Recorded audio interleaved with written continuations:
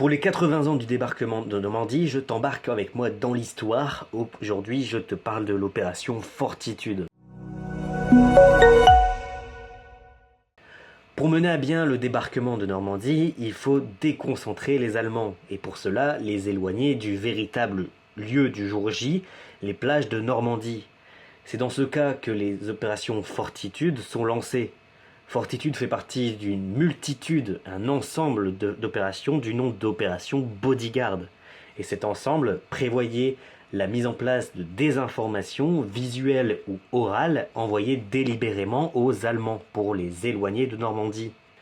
Fortitude Nord pour un débarquement en Norvège et Fortitude Sud pour un débarquement au Pas-de-Calais. Pour cette vidéo, on va se concentrer sur le cas du nord de la France où il était important de déplacer les armées dans le sud-est de l'Angleterre pour amplifier l'opération. Un groupe de soldats américains fantômes est même créé, le First United States Army Group, organisé par le général George Patton, un état-major spécialisé dans les leurres, qui prévoyait même des chars gonflables, des artilleries fictives en bois, et même allant jusqu'à la création de badges et de drapeaux pour amplifier l'entourloupe.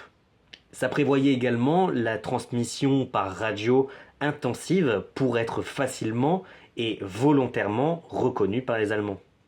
Pour faire croire à l'imminence du débarquement au Pas-de-Calais, les bombardements sont intensifiés sur la prétendue zone, au détriment de certains petits villages qui sont totalement rasés et à la mort de pas mal de civils.